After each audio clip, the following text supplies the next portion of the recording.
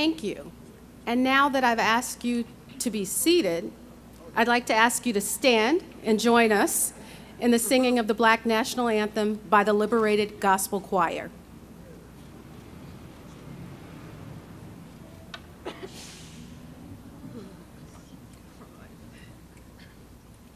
Lift every voice and sing till earth and heaven ring.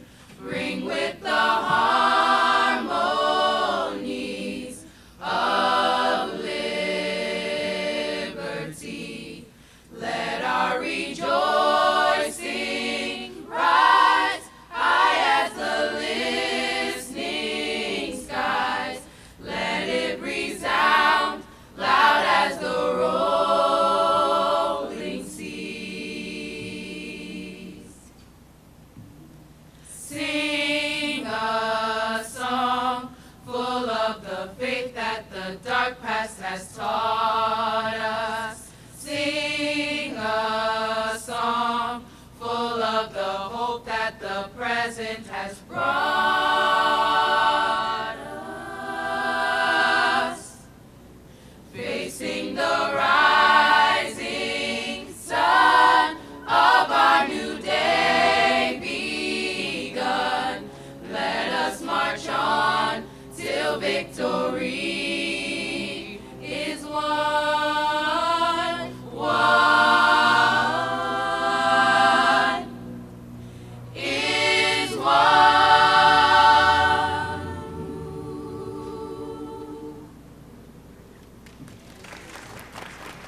Thank you. You may be seated.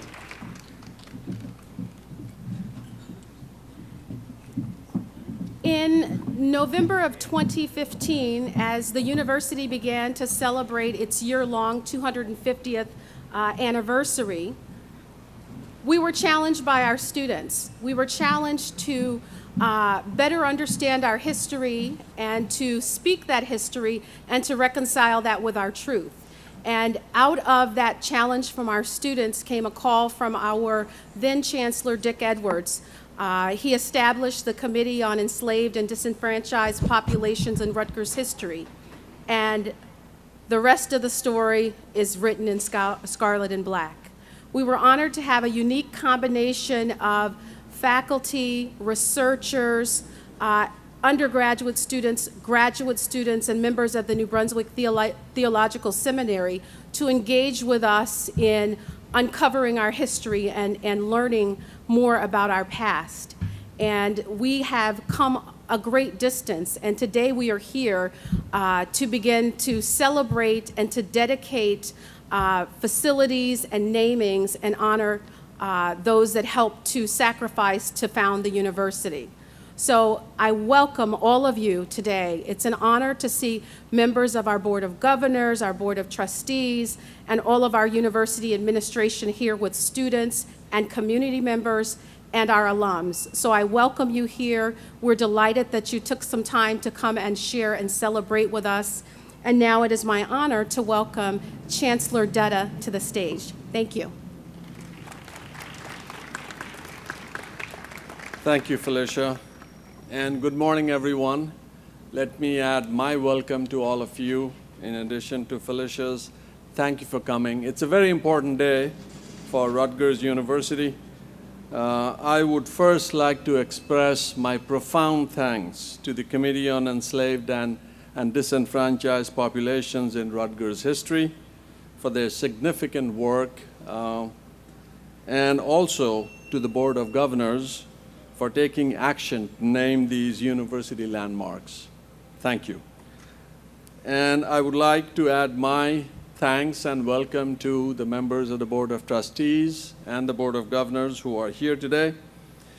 Special thanks to Board of Governors distinguished Professor of History Deborah Gray White, who chaired the committee, and Associate Professor Marisa Fuentes in the Departments of History and Women's and Gender Studies, who served as the committee's Director of Research.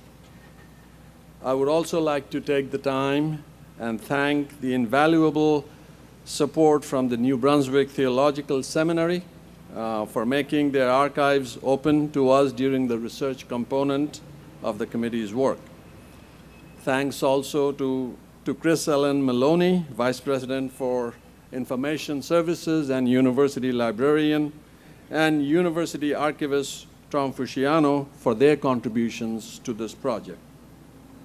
As was mentioned by Felicia, this dedication grew out of the work of the Scarlet and Black Project, a significant effort of the Committee on Enslaved and Disenfranchised Populations in Rutgers history.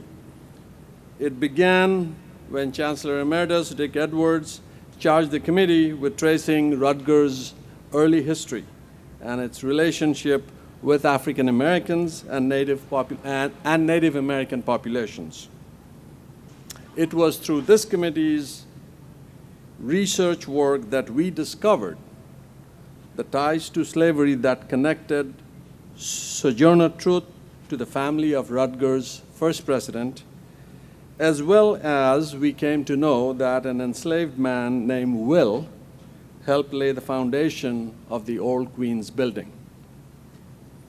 What is truly unique about the Scarlet and Black effort, as compared to other efforts at other institutions, is that our students, graduate and undergraduate, have been significantly engaged in this process. It is very appropriate that in a university setting, this work helps educate the next generation. I want to thank them for their passion for a serious and meaningful discussion about the racial and cultural climate on this campus. They worked tirelessly as a part of Scarlet and Black's research efforts and were intimately involved in the public presentation of the committee's work. So I would like to ask all of you to thank the students. Please join me.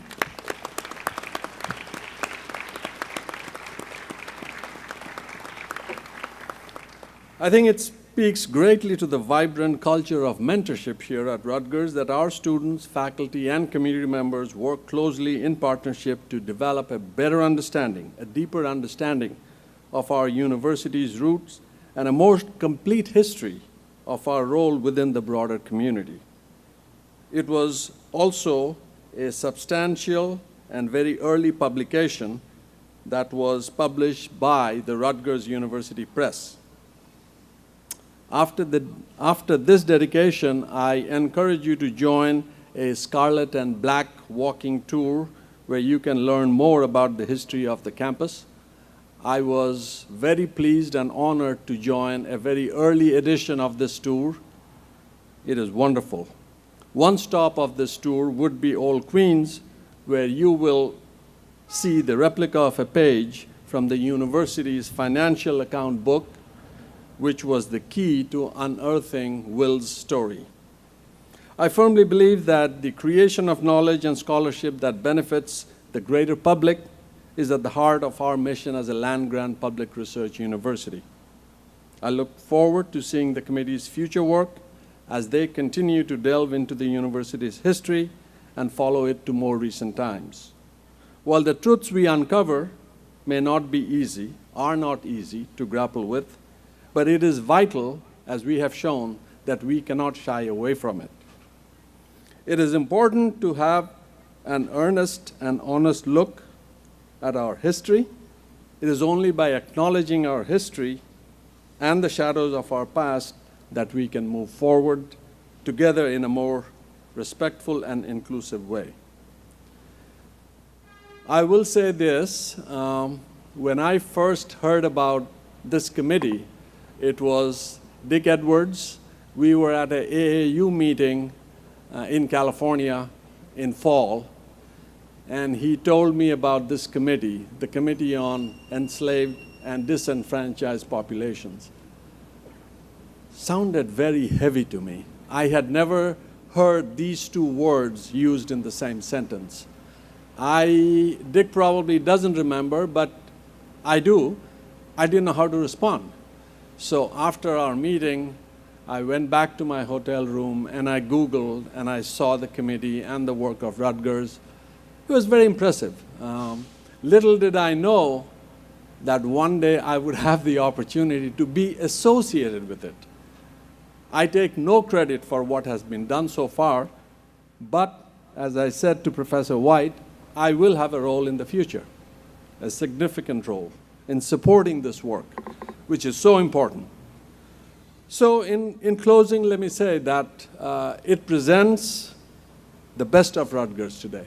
This project, we are showing the world that Rutgers can confront the difficult issues with dignity, respect, and a vision for accepting the truth and seeking reconciliation.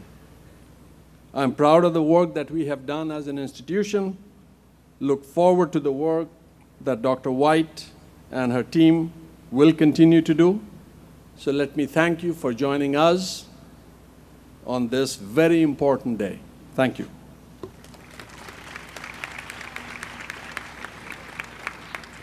Thank you, Chancellor Dutta. There are so many reasons to be proud of Rutgers, and part of what Chancellor Dutta just shared was a list of those accomplishments and the things in which we take pride. Students are at the top of that list. And so it's my pleasure to welcome Chanel Jordan to the stage. Chanel is a senior majoring in political science and psychology, and she is also the president of the Rutgers Residence Hall Association. So Chanel.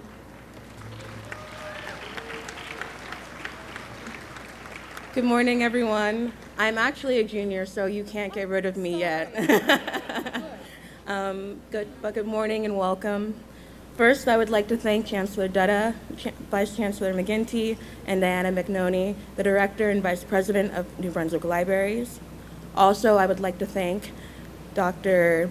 Deborah White and Dr. Marissa Fuentes for the work they did with the Committee on Enslaved and Disenfranchised Populations in the History of Rutgers.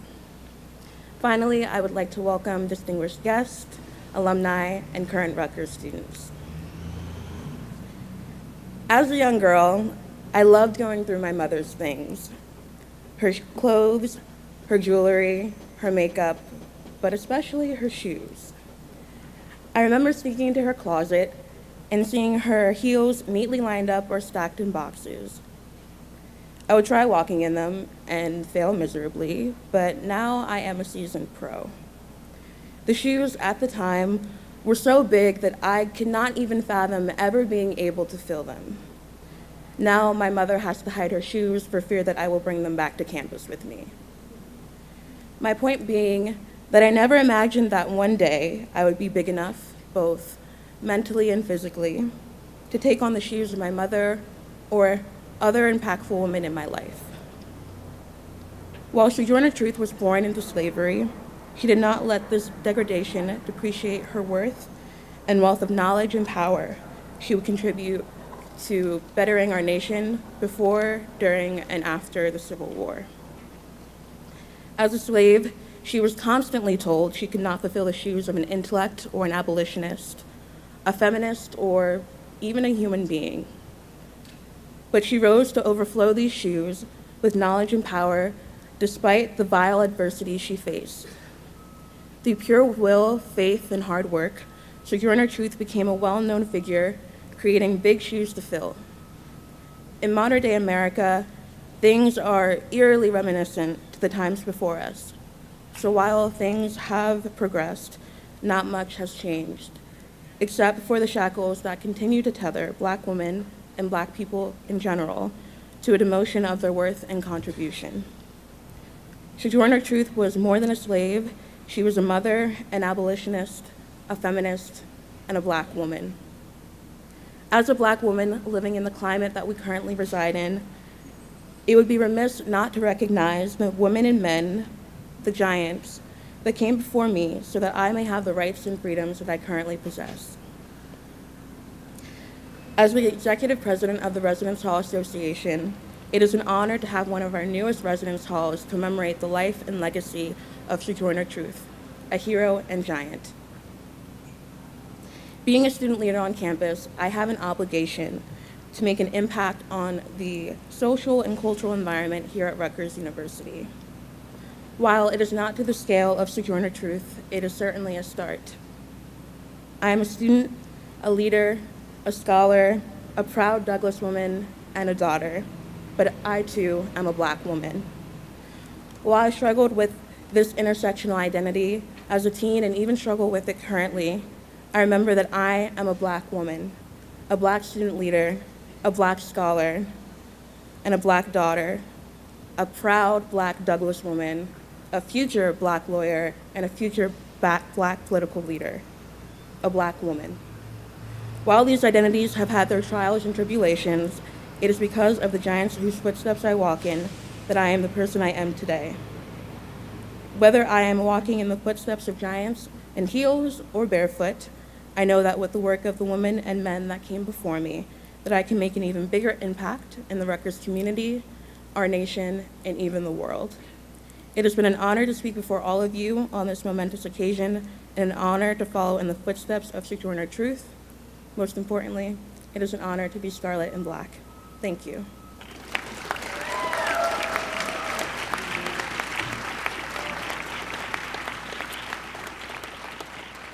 I'd say those are pretty tough shoes to fill. Good job, Chanel. And now it's my pleasure to invite my colleagues, Dr. Deborah Gray White and Dr. Marisa Fuentes, to the podium to share their thoughts and insights on the project. Thank you.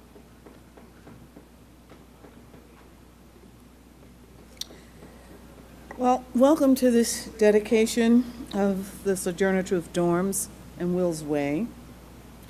Many of you know that despite being owned by the Hardenberg family, whose family is memorialized by one of the river dorms, Sojourner Truth spoke against slavery and also for the rights of women. That before 1865 and after, she risked her life to speak about racial and gender equality before some who would rather burn down buildings, the buildings that she spoke in, rather than hear a Black woman speak in public. That she would not compromise on either score, not even when asked to favor her race over her gender. We know less about Will than we know about Sojourner Truth. We don't even know Will's last name, what he called himself. We do know that he was one of many slaves who helped literally build this university. That had he not been a slave, he would have been a wealthy man. Not in the way the slaveholding founders of this university were wealthy, but as a mason, a carpenter, and a generally skilled artisan, he would have been able to use the money that he made from working here at Rutgers and around New Brunswick to build a wonderful life for himself and his family. Instead, as a slave, he was required to hand over his earnings to his master, New Brunswick physician Jacob Dunham. We gather today to remember the sacrifices of these African Americans made so that Rutgers could grow into the vibrant university it is today. It's fitting that this dormitory complex, with its state-of-the-art living quarters, is named after Sojourner Truth. She would have loved it. For as she recalls in her autobiography, she and her parents lived and slept with other slaves who were huddled up in a room that had little outside lighting, and who at night slept on mud and board floors with minimum straw and blankets. As we ring the bell at Will's Way, let us remember that one of the many ways that Will made his living was, ironically, as a bell ringer. That his owner rented him out to ring bells to announce auctions and other events in and around New Brunswick. When we ring the bell today, we are acknowledging that African Americans have always been a part of this university's past. Let us also remember that we stand on land that once belonged to Native Americans, and that the sale of their lands out west financed the land grants that made this one of the best state universities in the country. Let the dorms and Will's Way be a reminder of the principles of inclusion on which this nation was built.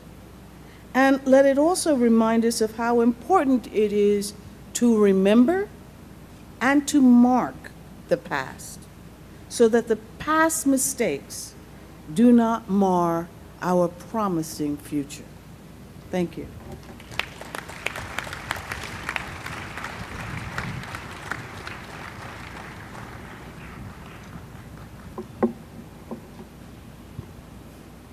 Good afternoon, everyone.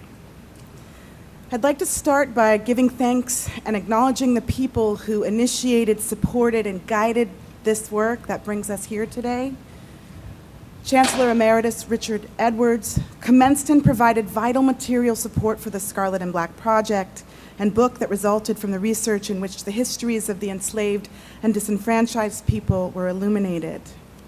Vice President for Academic Affairs and Administration Karen Stubis' crucial and consistent support and dedication helped see the first volume through to completion.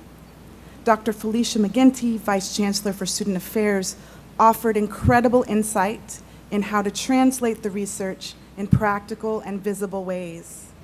And we extend deep gratitude to Chancellor Dutta for his continued support for further research and for launching this important and magnificent event. Today we commemorate the symbolic naming of buildings and pathways on campus to recognize the people whose invisible labor as enslaved people and whose brave presence as the first African American students made it possible for all of us to be here today and to have access to this world-class university. The names of these sites were found through meticulous research by Rutgers graduate students who worked for several months in the Rutgers University Library and Archives and Special Collections, and with the expertise of several archivists, librarians, and professors, including Professors Tom Fusciano and John Coakley and Erica Gorber. If the symbolic namings are to recognize the invisible work of enslaved people and students of color that had gone before unrecognized, it is equally important to list the names of the researchers who brought these people to light. The history and sociology graduate students' work on the first volume of Scarlet and Black sought to understand the lives of the enslaved who cleaned rooms, attended students, and worked to lay the foundation of the original buildings.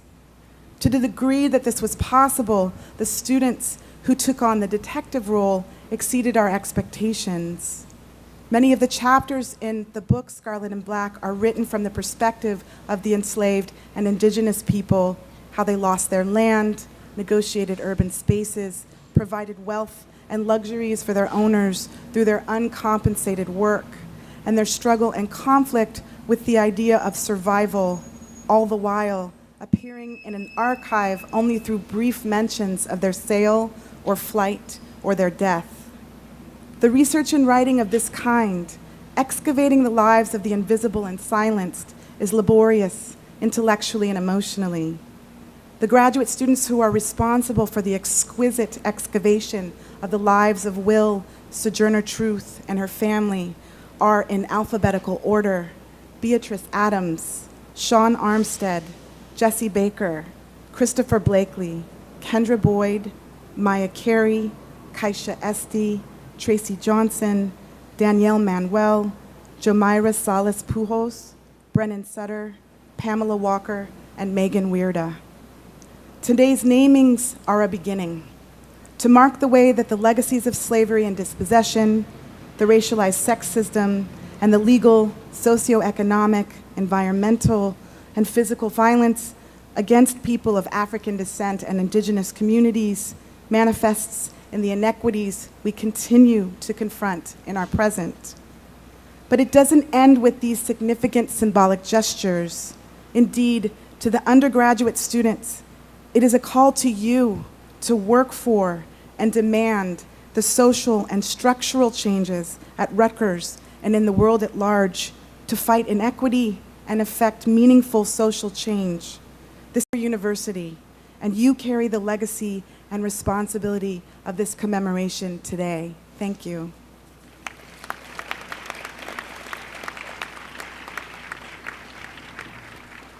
I'd like to thank Dr. White and Dr. Fuentes for sharing with us, and also for naming the researchers and the students who worked on this project.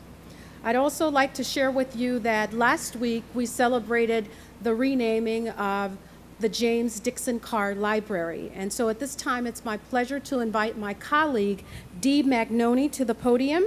She is the Assistant Vice President and Director of New Brunswick Libraries, and she'll share with us more about that project.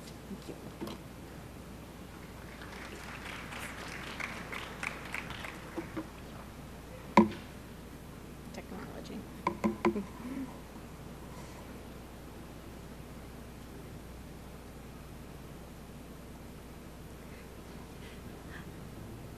James Dickson Carr graduated from Rutgers in 1892.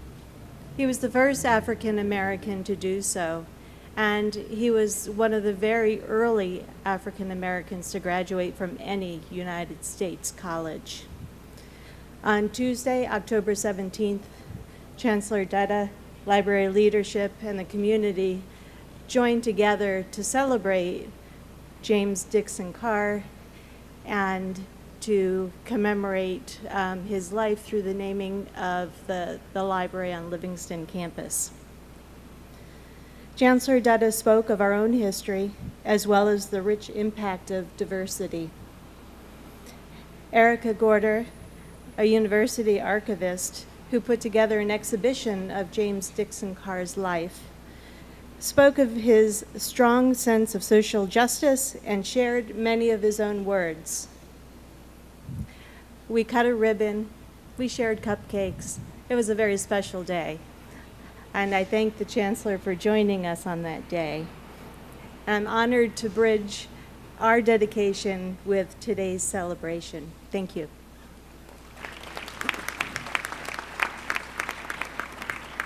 Thank you, Dee. And now I'd like to invite my colleagues on the platform to join us to cut the ribbon for the Sojourner Truth Apartments.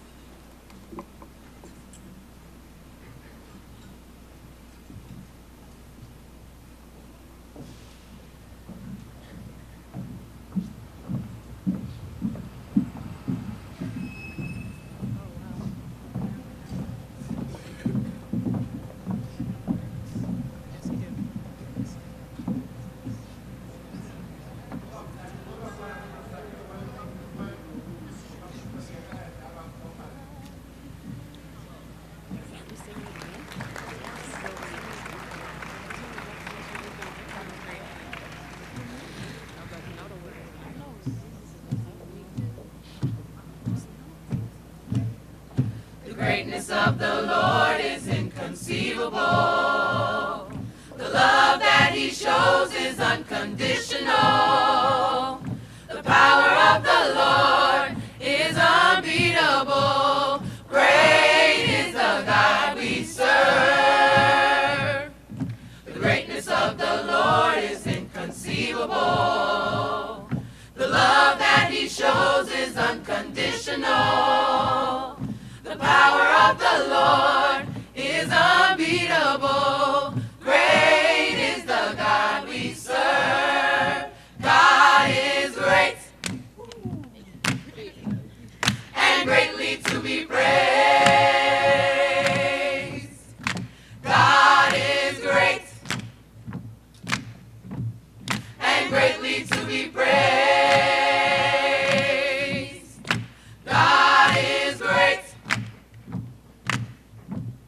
and greatly to be praised. God is great and greatly to be praised. The greatness of the Lord is inconceivable. The love that he shows is unconditional. The power of the Lord is unbeatable. Great is the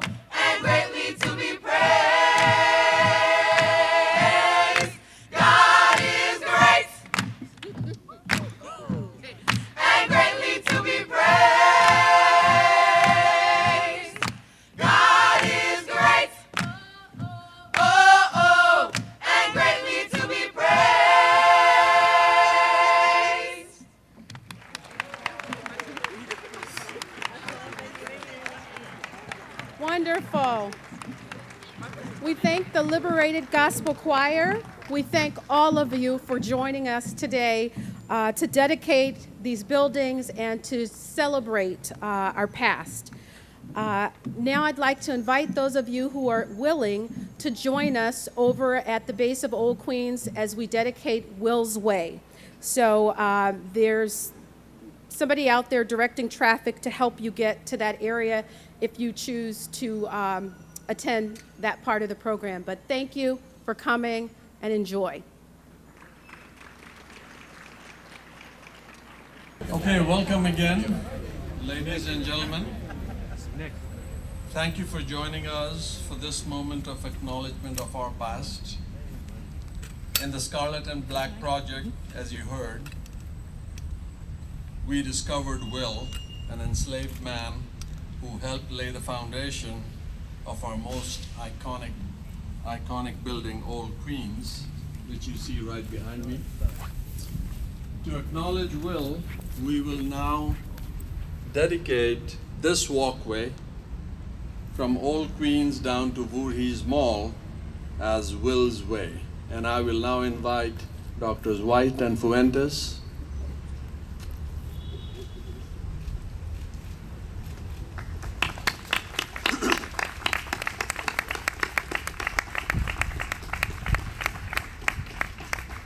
The sign you see here is temporary. A more permanent version will be installed in the coming weeks.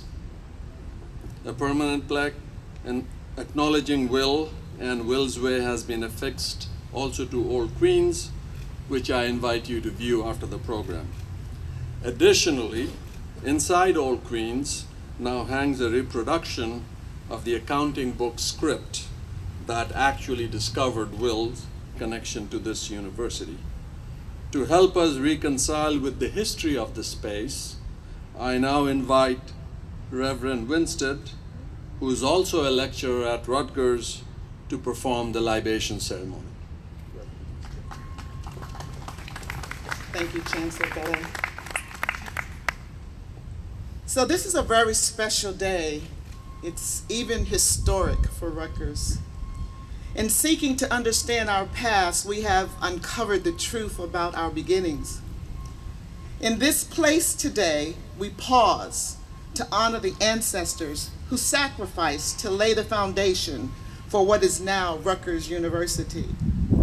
In 2015, Rutgers University kicked off a year-long celebration of our 250th year anniversary as an institution of higher learning. History tells us that American culture 250 years ago was still a culture steeped in the institution of slavery. And as we now know, Rutgers was a part of that culture. However, Rutgers University acknowledges that history. It is the history that reveals the fact that our country embraced the establishment of slavery. 250 years ago, slavery was commonplace, and Rutgers was no different. While this truth may be uncomfortable, it is necessary to acknowledge. Scarlet and Black is the result of a collection of students and faculty working together to uncover our past. It takes courage to examine our past and reconcile truth. While we cannot change yesterday and the impact it has had on so many, we can control today, and so we are.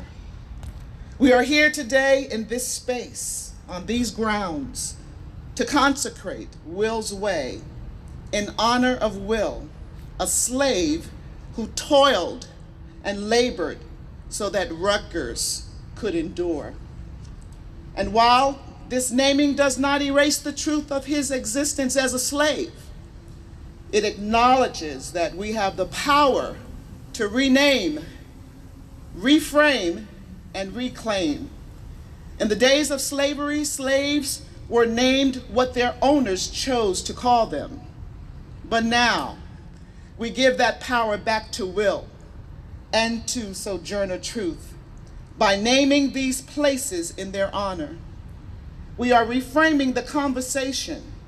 We are reclaiming the pride and the honor of African Americans and of all disenfranchised people. So my assignment here today is to usher in the celebration of our ancestors, not denying our historic truth, rather acknowledging it, honoring those who sacrificed and labored so that this world-class institution could be built and could endure for more than 250 years. And so right now, I'm going to ask you to participate with me as I go forward. And I would ask that you would just say, as we begin to pour, yes, I agree, make it so. So once I tell you, I'll lift up the water bottle, and before I pour, you'll say, yes, I agree, make it so. We all on one accord? All right, good. We acknowledge and celebrate the slave named Will, who labored to build Old Queens, which has become the iconic beacon of Rutgers University. We speak his name and honor his sacrifice. Yes, I agree. Make it so.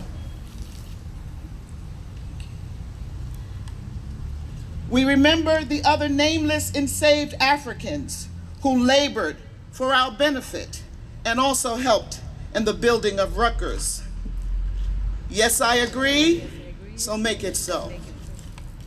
We speak the name of Sojourner Truth, celebrating her trailblazing spirit that inspired freedom. Yes, I agree, so make it so. Yes, Sojourner Truth was a slave, but she was much more than that. She had a thirst for justice and a thirst for social change, just as I know our students here at Rutgers have today. For this reason, her legacy can and should live on in all of us. She was a preacher, an activist, an abolitionist. She addressed women's rights, the injustice of slavery, race relations, and she talked about heaven and hell, just to name a few. In like manner, we celebrate the achievement of James Dickson Carr, the first African American to graduate from Rutgers in 1892. Moreover, we honor the life, legacy, and spirit of the renowned Paul Robeson, who graduated from Rutgers in 1919.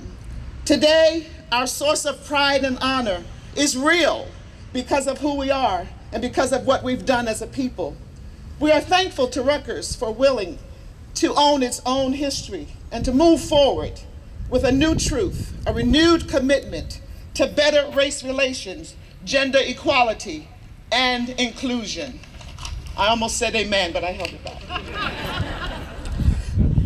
Because of the exceptional research committee, because of the exceptional work that has been done here at Rutgers, we can proudly stand united as a family of this great institution called Rutgers, the State University of New Jersey, one of the most diverse universities in our country. We can all collectively say we've made this day possible. We've made this day historic. Excellent work, Rutgers. Well done, well done, well done. It is my prayer that we continue to be world changers, that becomes a part of our name, who we are, that we would never revisit the past, not forget it, but not revisit it. Well done, Rutgers. Well done, well done. Yes,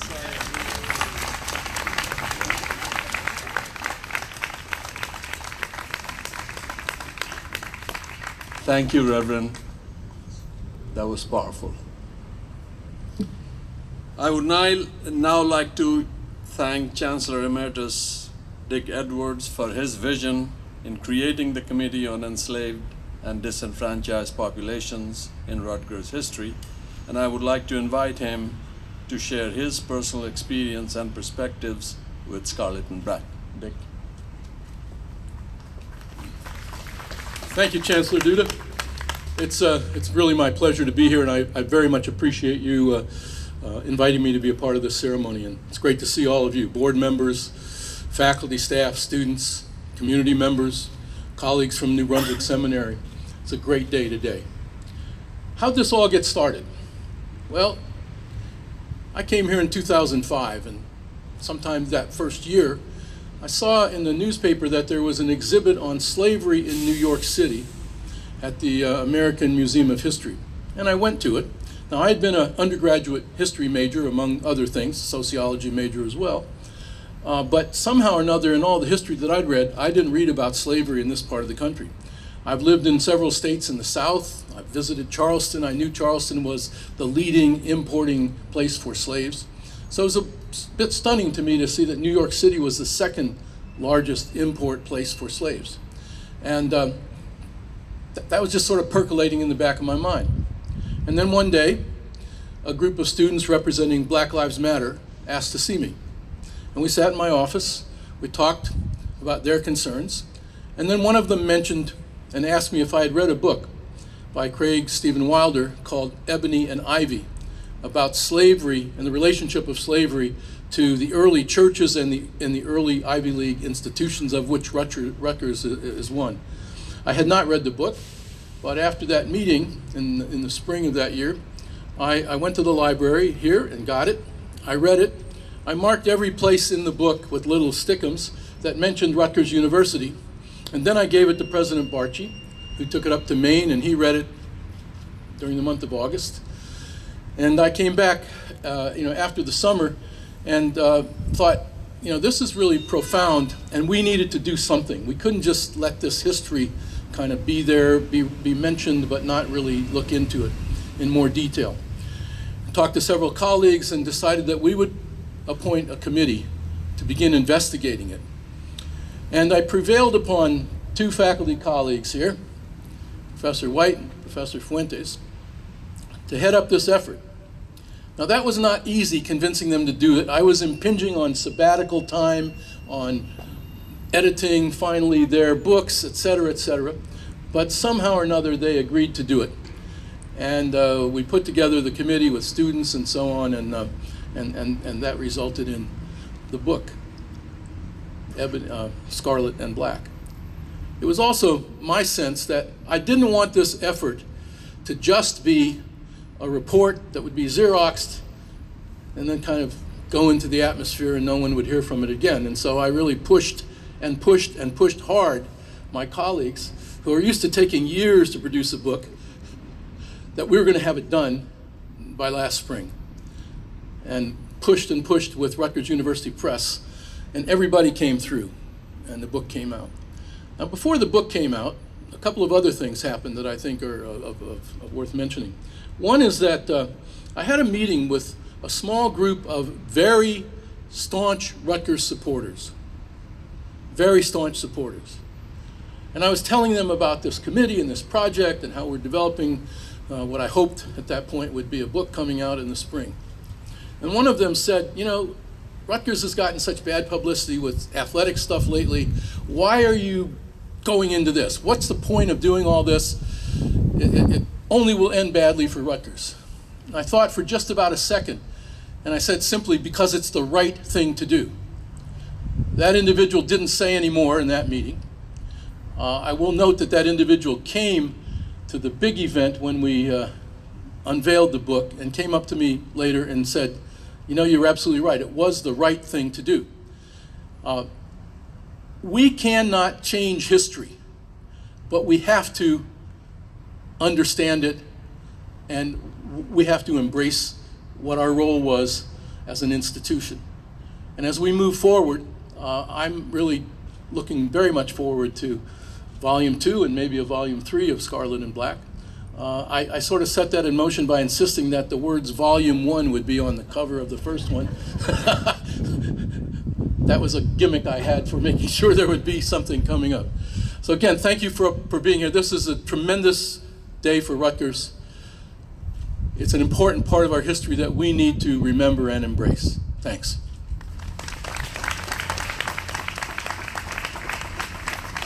Thank you, Chancellor Edwards. I'd now like to invite Rutgers graduate student Tiana Ford, who will read us I Rise by Maya Angelou.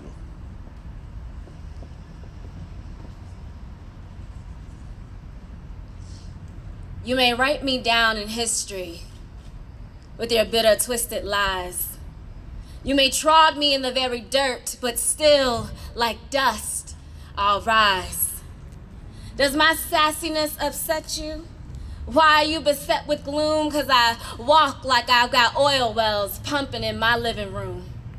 Just like moons and like suns with the certainty of tides, just like hope springing high, still I'll rise.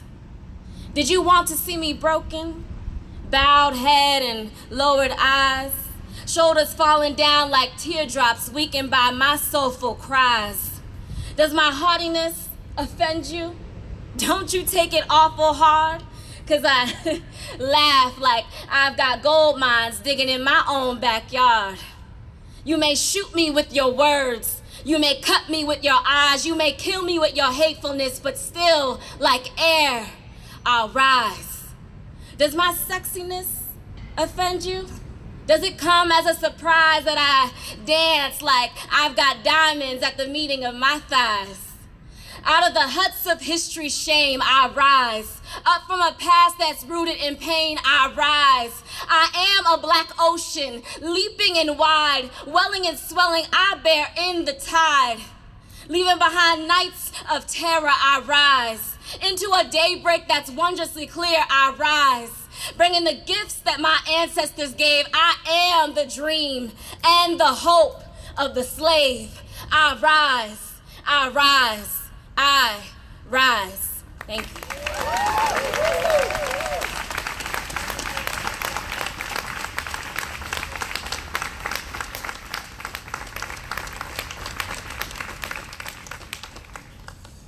Thank you, Tian. Thank you. To close our program, we will now ring the old Queen's bell. Let me provide you some context why we're doing this. In 1826, Colonel Henry Rutgers donated the interest on a $5,000 bond and a bell to the college. Before ringing the bell, we want to acknowledge the fact that our university's namesake was a slaveholder during the time he served as a trustee and made donations to the college. The point is not to villainize him. Instead, as we have been saying all this morning, we want to highlight the fact that history of slavery is still written on this landscape. Things like ringing this bell on special occasions and the names around us are reminders that the city's residents and the university's patrons relied heavily on the institution of slavery. We acknowledge the legacy of slavery and its impact even today.